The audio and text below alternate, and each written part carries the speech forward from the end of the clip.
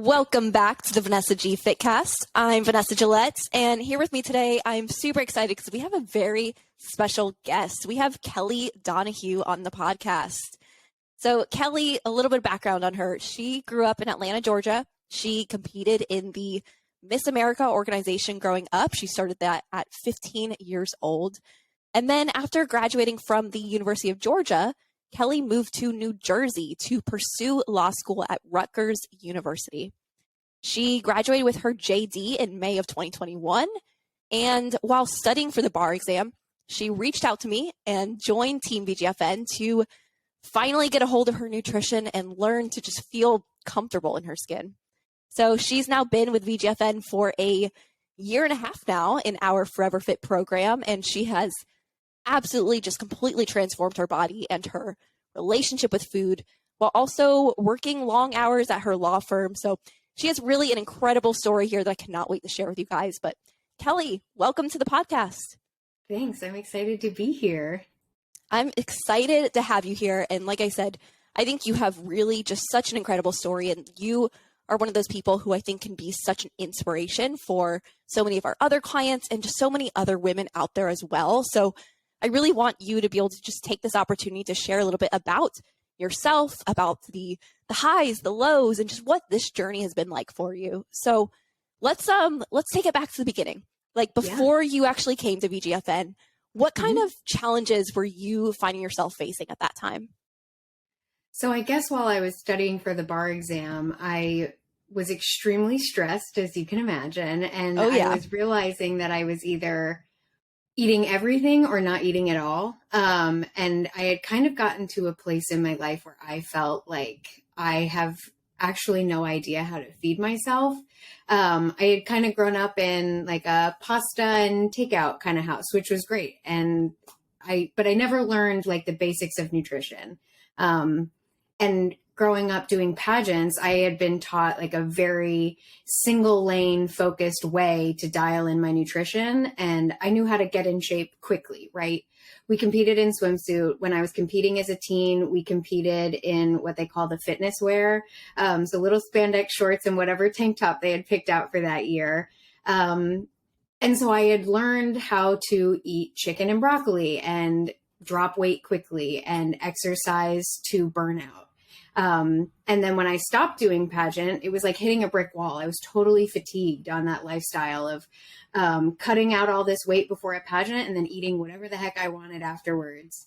And that was kind of the tipping point when I was studying for the bar. Was like, all right, I'm several years out at this point, and I have been working for years to achieve this goal of landing the job that I was going into once I passed the bar. And I need to get myself in check so that I can be the best version of myself now that I've finally reached this goal that I've been working at for so long. So I had seen your Instagram posts. We had gone to college together. So I kind of watched you from the ground up launch VGFN, seen a bunch of client transformations, seen people really talk about food freedom and their education bank around nutrition. And that sounded like something that I needed and wanted. So I reached out, we had our client call, and I've been with you guys ever since. I love it. Yeah, I remember the very first time that we hopped on that call together, and I remember you talking about that, like you had gone through this experience of always seeing dieting as something that you do just to quickly get ready for a competition, and you just had this very like fixed mindset around how to drop weight for that specific goal, but it was never something sustainable. And you had time after time, having gone through this process, seen how it was affecting your body. You were, like you were saying, fatigued, low energy, you were needing to take naps. I think you had talked about of even I was a nap queen. Yeah, exactly. And that's the thing. I think I remember even saying that it wasn't that sleep was even a problem for you. Yet on top of having normal sleep, you just were tired all the time. You were needing to take naps. You were bloated. Like you just knew that something was off in your body, and you knew that you wanted to really go about it the right way. But especially on top of it, that was like a big transition time in your life. You were starting to, study for the bar, and like all of the stress hormones from law school were just weighing on you. So you knew that you needed to do an approach that wasn't going to add stress to your body, like what you were doing previously of just pushing yourself into the ground, restricting low calories, working out a lot. So I guess maybe compare and contrast for me a little bit of like, what was the experience that you were using in the past to get ready for the swimsuit competitions versus what you've more so done through this approach with VGFN? Like, where are the differences, and are there any similarities? For sure. Well, I think the one thing that I learned from competing in pageants and that diet regimen compared to learning how to fuel my body with VGFN is I knew I could be disciplined at it. And I think that was one of the potential negatives of having competed in pageants for so long is I knew I was very good at dropping weight quickly. I knew I could do it. So it didn't matter what I ate after I was done competing because I knew I could just burn it all off again in 2 months before I needed to be back on stage. So while I was competing, I worked with a plethora of personal trainers for exercise. And then when it came to diet tips, it was really just whatever they could recommend. So I had everything from the mental mindset of, all right, well, if you want to lose weight, just eat as little as possible. So I was really good at that. And, you know, if you go long enough eating as little as possible, your body stops telling you you're hungry. And that feels like a success when you're trying to eat less, right? Not realizing all the long-term consequences that comes from because I needed it for such a short amount of time. So there were some points when I was on what I would call a carb cleanse, where I would eat white meat and fruit.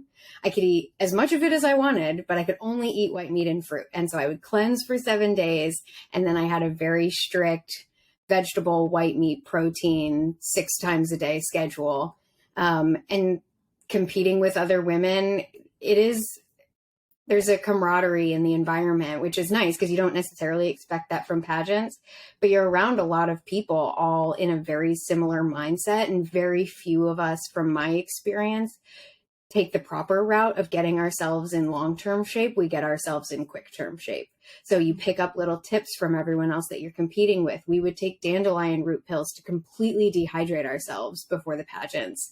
We would have these luxury meals while we'd be competing at Miss Georgia for the week because we'd go visit sponsor restaurants and no one would eat anything. I would always bring a to-go container with me so that I could package it up so that as soon as I was off stage, I could stuff my face because I was starving. I hadn't eaten all day. I intentionally didn't drink any water so I could be as lean as possible, and I would crash. So, I mean, it wasn't necessarily the best environment to learn how to properly fuel my body, but there were some good things that came out of doing pageants for sure. And I think one of them is at least having the awareness to realize that physical health is part of a well-rounded experience. And as well-intentioned as Miss America was, as including that as part of the competition, the impact of it on girls like as young as 15, and in the pageant world, I started kind of late. I mean, that really sticks with you. Man, I mean, I can't imagine. I've never heard that side of your story of the fact that you were going to these restaurants and yet not even eating the food. And I think about now, you know, you're living in New York City, one of the cities with probably one of the greatest food scenes in the world. And knowing you and watching your journey, I know part of that has been learning how to eat out, how to enjoy that food scene, how to have a social life while also keeping your health and your goals in mind. Can you maybe speak to that a little bit? Because I know that's something that a lot of people worry about, or they think, well, I have these goals, or I just want to improve my health. I want to lose weight. I want to look a certain way, but I also want to go out to eat. I want to have a social life, or maybe I have a weekend trip to New York City. So like, oh, can't get started now. Like, how does somebody like you who lives in New York City still achieve their goals? Well, if it's helpful for anyone listening, I had dollar slice pizza for dinner last night, and it 100% fit within my nutritional goals that Alex has me on. So, I think one of the best pieces of advice that Alex gave me when I first started was we were just tracking my food for awareness. I had heard for years, right, about people tracking their food on MyFitnessPal, and I've seen tracking food turn into this really negative tool that people like me use to track as little calories as possible. I don't know where we got this notion that 1,200 calories is the way to go, but I was rigid by that 1,200 calories if I could be. And more often than not, I was on the underside. So when Alex and I started together, it was just eat how you normally do and track what you eat. And I was shocked to learn that I was eating like maybe 1,000 calories a day. And I was at my heaviest. And I was like, I mean, no wonder I don't have any energy. So part of what Alex and I started working on was A, increasing my calories, but then B, treating my day like a puzzle. So if I know in the evening that I have social plans with my friends, which I do on a regular basis, I like to pick the restaurant or everyone sends around the reservation. I can go online and figure out what I'm probably going to eat. Everyone stocks a menu before they go to a restaurant. So now I can take an activity that I was already doing and just plug it into my FitnessPal. The other thing that was really helpful is one of your earlier podcast episodes, you had talked about taking a picture of your food if you don't know what you're going to eat ahead of time, and then track it after the fact. Because otherwise you're totally guessing on like how much did I eat. But you just kind of build your day around what's important to you. And I think that's similar to any other type of priority, right? Like if it's important to you, you make the time and space for it. So learning how to eat out, which is important to my social life and an important part of my life, then I need to be able to work around that. And I build in the rest of my day to make sure that my goals are always first and foremost. And then how do I fit in my day to make sure that those goals are achieved? Love those tips. And I'm with you. I don't know where the 1,200 calorie rule came from, but I think my very first exposure to my FitnessPal was exactly the same thing. I saw 1,200 as the cap of like, okay, if I'm tracking my food, as long as I stay under 1,200, I'm good. And the lower that number is, that's great, right? Yeah. And that's where a lot of people stay stuck. And I love that you did bring up that point that you realize by just through that practice of working with Alex, your one-on-one coach, to bring awareness to what it is that you're eating, you found that, oh my gosh, here I am only eating 800 calories, 1,000 calories, and I'm the heaviest I've ever been. Like, obviously something needs to be changed here. So I'm really, really impressed by, just from the beginning, I was always really impressed by your level of awareness, but also your ability to take that step of recognizing, hey, something's off here. I need to get some like an extra outside opinion because what I'm doing clearly isn't working. Yeah. So one of the things I think makes you really, really unique and just like an awesome example for everybody is the fact that you work in a law firm. You work really long, busy work days. And a lot of the women I talk to say things like, oh, I don't think I can achieve my goals, or it's not a right time for me to start because I'm busy, because work is too much of a priority for me. I really want to focus on my career. I can't really focus on my health goals and myself. I just don't have the time. It's not possible for me. I'm too busy. So what are your thoughts on that? Or like, what would you say to some of those women who maybe have very similar work schedules to you that think that they can't achieve their goals? Well, so what was interesting is I had a very similar thought process before I reached out, and that ended up coinciding with the timing of when I did reach out to you, because I had about a month and a half between taking the bar and actually starting my job. And I knew that that would be a good time to start building habits that could carry me over once I started actually working in that job. And for anyone who knows what big law is, that's what I do. I work at a huge law firm, international law firm in New York. So I'm expected to be online all the time. There is no real sign off. I'm done when the work is done. So what I've learned how to do by working with Alex is not neglect my work or neglect myself. There's a way to marry the two priorities. And I'm not someone who can get up or wants to get up at 5 a.m. to make sure I get a workout in. That is not something that I was interested in really even changing about myself. Priority one for me has always been sleep. But learning how to hone in my nutrition. And then the next piece was learning how to reshape the way I thought about the gym. And the gym was no longer a place where I went because I had eaten a lot or I didn't feel very good. The gym became a place where I was finally alone and I could plug in my headphones, listen to an audiobook, and follow a routine that was explicitly laid out for me. It was like the part of my day that I didn't have to think too hard.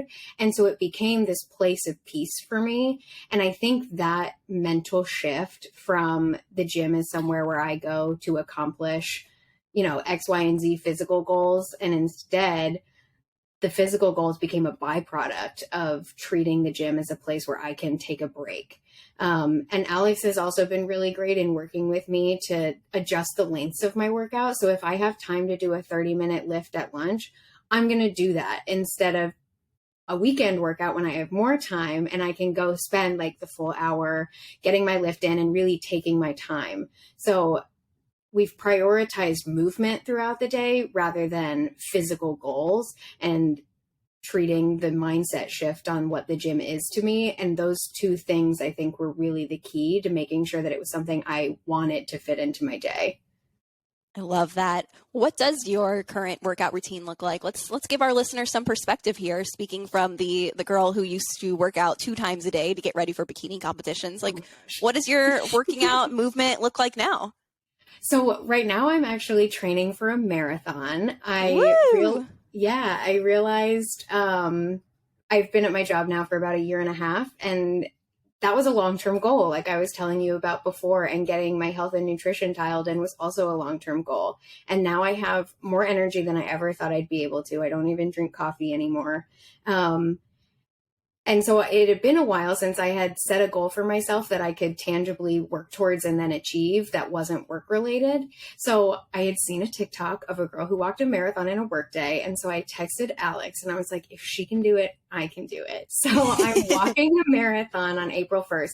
So right now my goals are a little bit different than they were when I first started. We're really prioritizing steps and miles in my movement. And then I do strength training on the side to kind of keep my body alignment working properly, keep my joints loose. And I still crave a lift now because it's become such a part of my routine.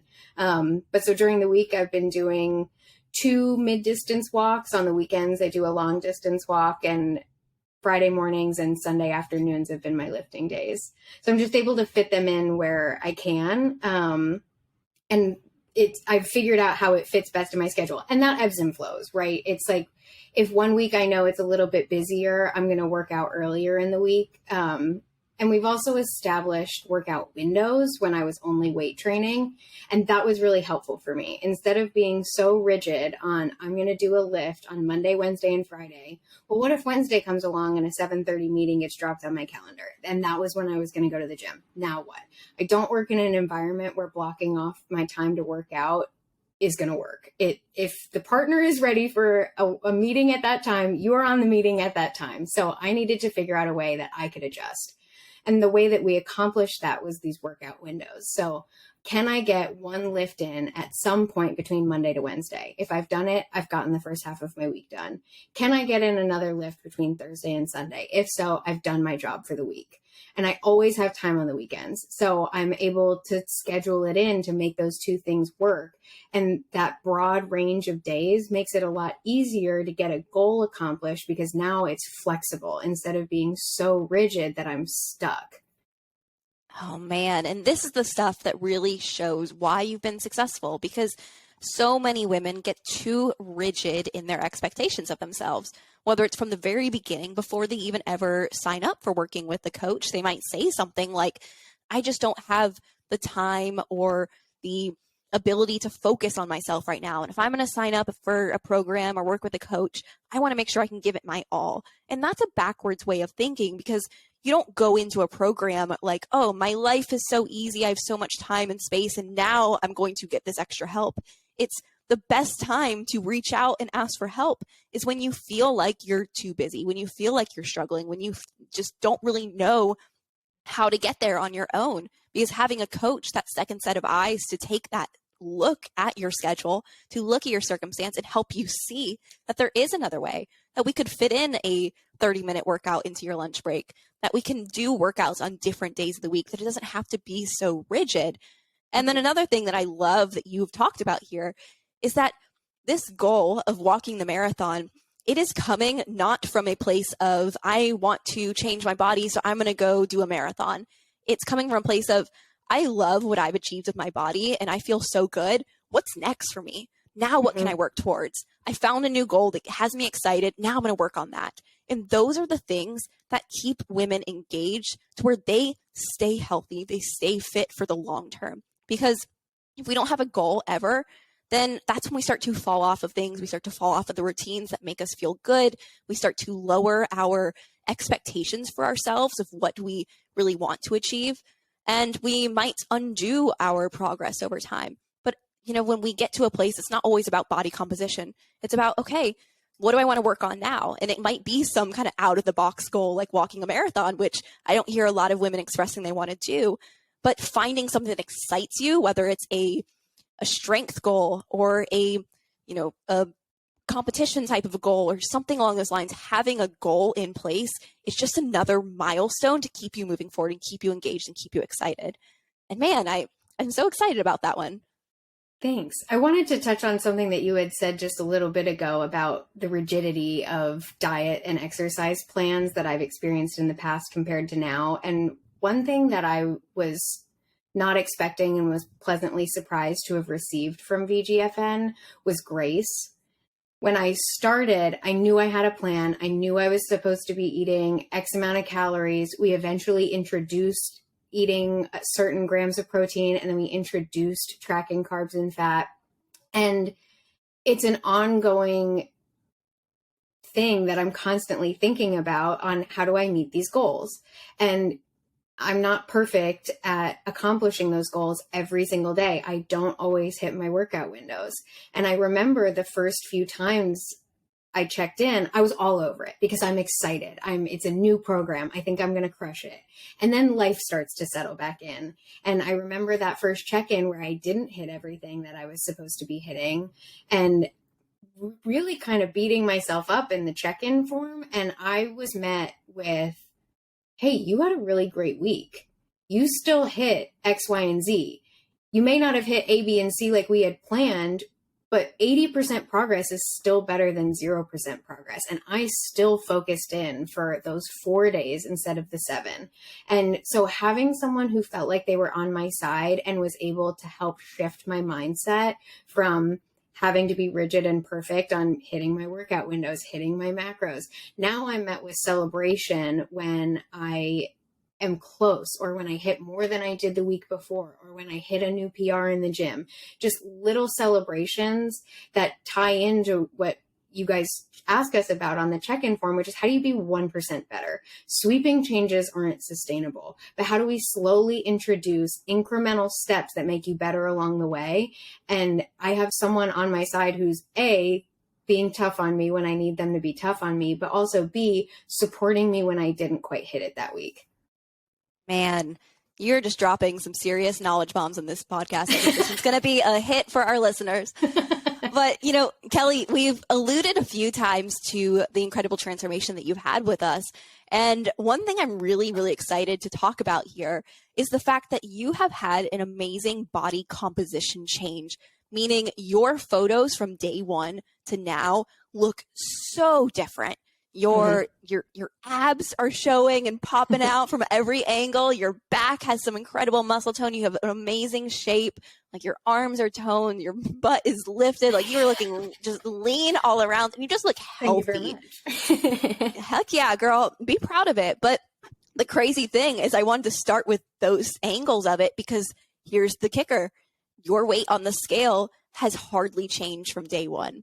And it has changed over the course of time. If we look at your weigh-ins over the course of time, it has gone a little bit up, a little bit down. I think I was looking at it earlier and it looks like, you've had a high of like 142 on the scale, a low of 133, but like day one, you kind of weighed in around like 138.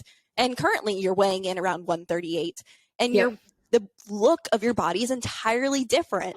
So I imagine that throughout this process, there probably was a time where you had to mentally detach from the number on the scale. Yeah. What has that experience been like for you? Or can you just speak to that a little bit? Yeah. So I always had a really negative relationship with the scale, and that came from being in pageants. We wanted to be under 110 if you could. Didn't matter how tall you were, by the way. That was the desired goal weight for everybody. So when I stopped competing, I got rid of my scale and I was like, this is not helpful to me because I was too attached to it in that being the sole determining factor on how I felt and looked. So I got rid of it. And when you're onboarded with VGFN, there's several things that they recommend you get. One of them is a body weight scale, and then there's a food scale. So I expressed to Alex when we first connected that I was a little bit nervous about having a scale back in the house because I knew how I had interacted with it before. And she really helped reframe it for me that at this point, we're collecting so much data on my body. We've taken measurements. We've done a mobility test. I'm tracking all of the food. I'm tracking my water. I'm tracking my water intake, and I'm tracking my weight. So it is one data point in this massive collection of other data points on myself. And I have an Apple Watch because I love data collection on myself. So that was a very unintentionally perfectly targeted way to reshift the thinking around the scale. And so now it's just part of my morning routine. It is on my walk to the bathroom when I wake up to stand on the scale, and I plug it into the app that we use and just go about the rest of my day. And the interesting thing was, I remember being a couple months in, we had been slowly increasing my calorie intake, and I saw the scale increasing with it. And I had a point of frustration where I was like, this doesn't make sense. It's calories in versus calories out, right? I've been with Alex for weeks now. I kind of saw a dip in my weight when we first started. I saw my body lean up a little bit, and now I feel like I'm just packing it on. This doesn't make sense to me. I don't know why would I be eating more if I'm gaining weight while I'm doing it? And I don't know what worked, but I ended up just putting my head down and sticking with the process. And there was like this turning point, maybe around last February, where we had increased my calories over 2,000 calories, which is a recovering 1,200 calorie eater was insane. I was like, there's no way I need to be eating this much. But we hit what we found out was my maintenance calories, and my body like melted away. And we're talking the change of like 4 or 5 pounds, right? We're not talking like I had a bunch of weight to lose. But the physical changes in the way I looked aesthetically and the physical accomplishments that I was then able to make in the gym and energy wise, I'll forever be grateful for the energy transformation. And I tell Alex this in my check-ins all the time, that has to be like the singular thing that I'm the most grateful for with working with you guys, is the shift in energy, the way I'm able to get through my day, and the way I'm able to treat food like fuel and get myself through all the other goals that I'm now able to set. The fact that you stuck with it through that tough time of seeing the scale going up and questioning, like, what is this process? Like, is this clearly this isn't working for me. The weight on the scale is going up.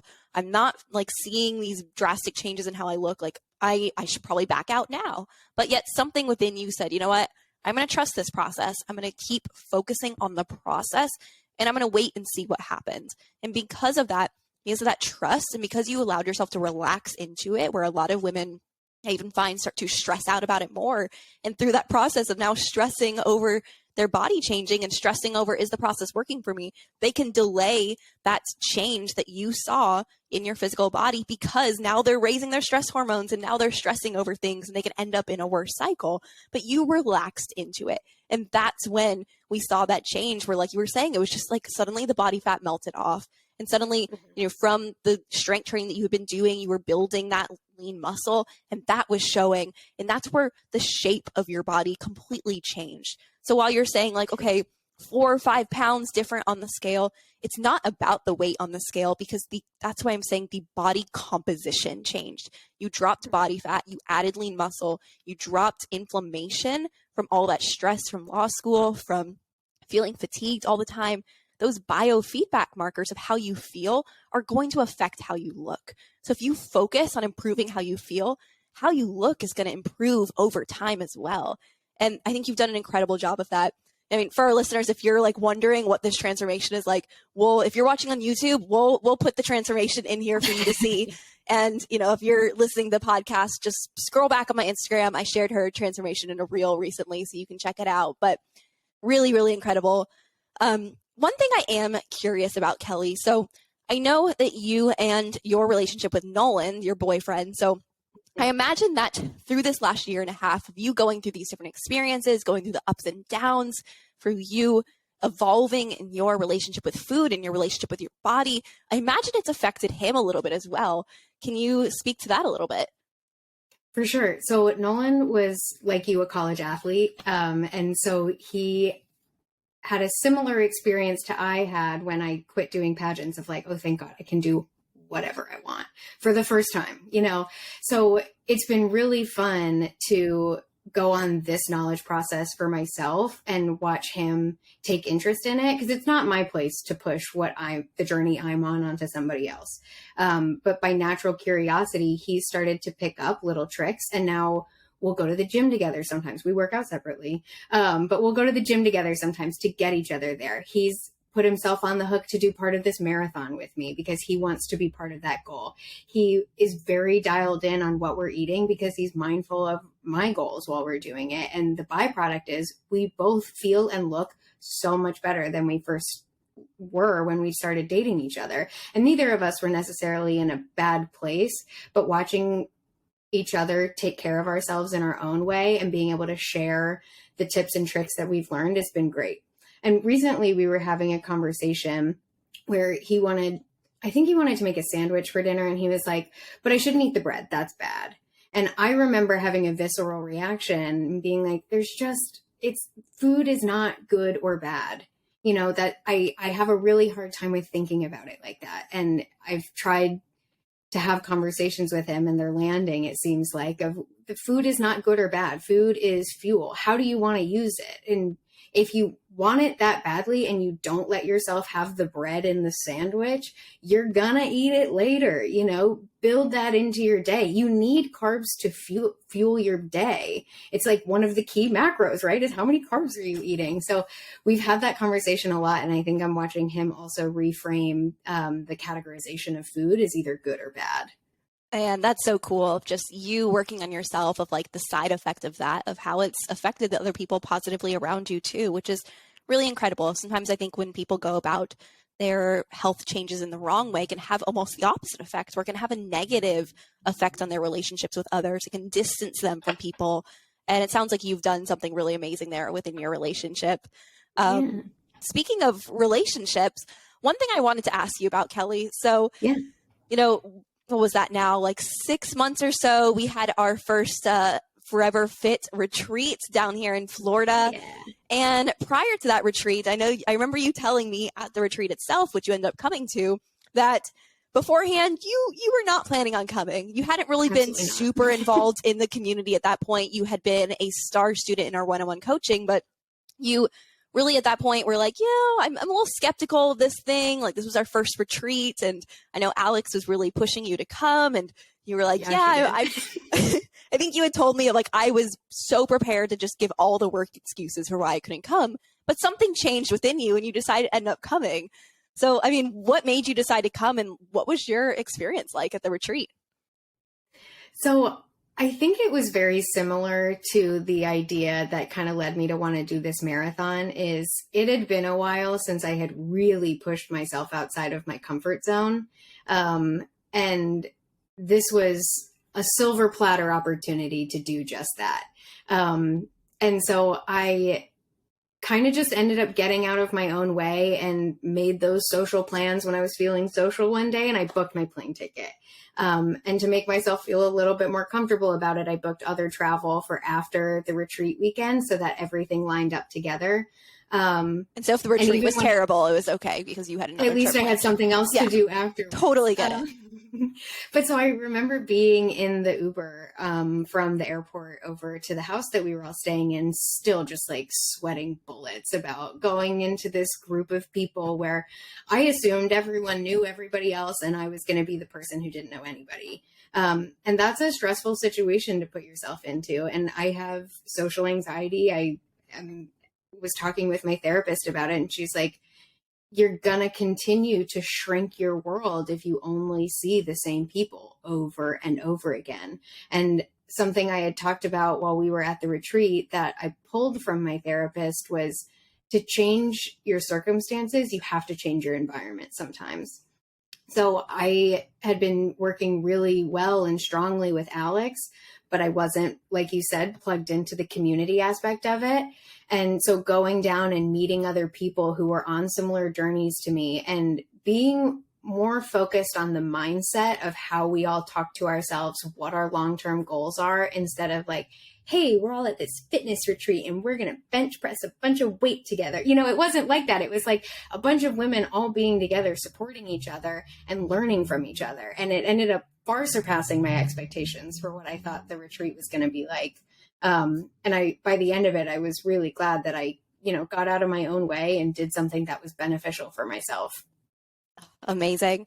Well, I hope we'll see you at the next one as well. And I hope many of our other podcast listeners, if you're part of our Forever Fit community, I hope that you all learn from Kelly and also want to come. Kelly, before we wrap up here, I just want to ask if there's anything else that you want to share, or if there are any women who are listening who maybe they resonate with your story a little bit more so like where you were before VGFN. Maybe they're nervous about investing in themselves, or they're not sure that they're able to do it the way that you did it. Just what would you say, or just anything else you want to leave for our listeners? Sure. So I originally came to VGFN with an open mind about learning about nutrition. That was the main thing that I wanted to get out of working with you. And instead, what I got was a complete mindset shift in how I look at myself, how I look at food. And the byproduct of all of that is feeling the most comfortable in my skin. Like we were talking about a little bit ago, around that 3-month mark when I felt like I was putting on weight, my scale was going up. I was like, when are we going to do this fat loss phase? I've heard so much about the reverse diet, and then follow that up with a fat loss phase. And now I've been with VGFN for 1.5 years, and I still have not done a fat loss phase. And I think that's really cool. So I was talking with Alex the other day, and we're setting goals for once this marathon is over. And my next goal is to do a fat loss phase. And I was kind of reflecting on that. And I think it's really cool that I've come this far not being in a fat loss phase and just learning how to properly treat my body. And so now I'm looking at this fat loss phase as a tool in my belt that I can continue to apply when I feel like I need it, rather than the goal of getting into a fat loss phase by signing up with you guys. It's just something else that I get to learn along this process instead of the end goal. I don't need this fat loss phase to be comfortable in my own skin. I get to learn how to do this for myself. And I think that's a really cool shift that I definitely did not expect to come. Amazing. Well, I think that you have inspired so many women through just your message on this podcast, and I know that you are going to help a lot of women out there. So thank you so much, Kelly, for sharing your story. You're welcome. If there's anybody out there who does want to maybe just connect with you, maybe they resonate with you and they want to hear more about your story, do you want to share just where they could connect with you? Sure. I'm on Instagram at Kelly Filled Donut. You can find me there. Awesome. We'll put that in the show notes as well. But again, Kelly, thank you so much for taking the time out of your very busy schedule to chat with us today. And thank you to all of our listeners. We'll be back next week.